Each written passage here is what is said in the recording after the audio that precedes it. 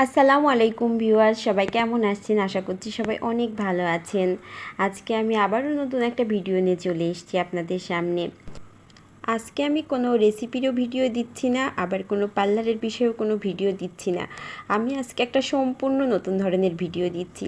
আজকের ভিডিওটা আমি দেব কিভাবে আপনারা পুদিনা পাতা সংরক্ষণ করে রাখবেন।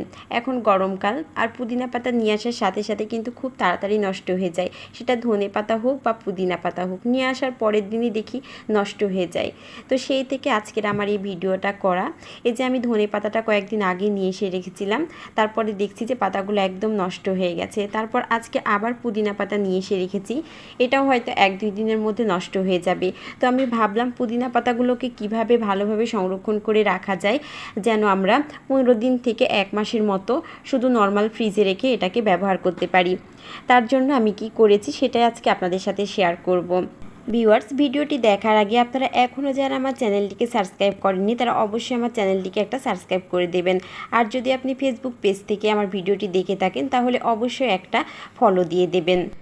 আমি এখানে একটা বোতল কেটে নিয়েছি এবং এই বোতলের মধ্যে পুদিনা পাতাগুলো একটা একটা করে সাজিয়ে দিচ্ছি। আপনারা ইচ্ছে করলে একটা কৌটার মধ্যেও কিন্তু এভাবে রাখতে পারেন, তবে ফ্রিজে বড় কিছু জিনিস রাখতে একটু সমস্যা হয়, যার কারণে আমি একটা ছোট বোতল কেটে নিয়েছি এবং বোতলের মধ্যে পুদিনা পাতাগুলো খুব সুন্দরভাবে সাজিয়ে দিয়েছি। এবার এই বোতলের মধ্যে আমি একটুখানি পানি দিয়ে দেব, যেন পাতাগুলো তাজা এবং সতেজ থাকে। সেজন্য আমি বোতলে একটু পানি দিয়ে দিলাম। এবার এই বোতলের পানির মধ্যে পাতাগুলো কিন্তু খুব ভালো থাকবে এবং অনেক দিন পর্যন্ত ভালো থাকবে। ধনে পাতা এবং পুদিনা পাতা কিন্তু আমাদের সব সময় লাগে, কিন্তু সব সময় পাতাগুলো সতেজ থাকে না, 2-1 দিনের মধ্যে নষ্ট হয়ে যায়।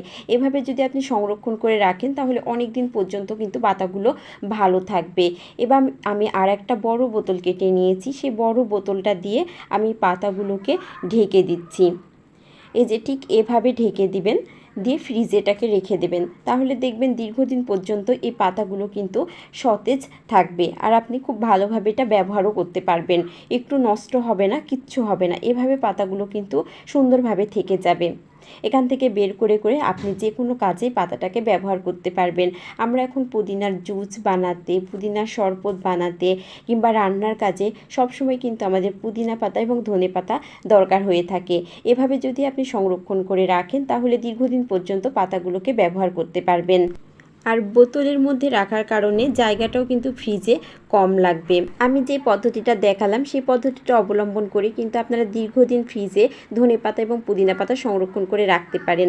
তো আজকের ভিডিওটি আপনাদের কাছে কেমন লেগেছে সেটা জানিয়ে অবশ্যই কমেন্ট করবেন। আবারও চলে আসবো এই ধরনের নতুন কোনো ভিডিও নিয়ে। সেই পর্যন্ত সবাই ভালো থাকবেন, সুস্থ থাকবেন। সবাইকে আল্লাহ হাফিজ।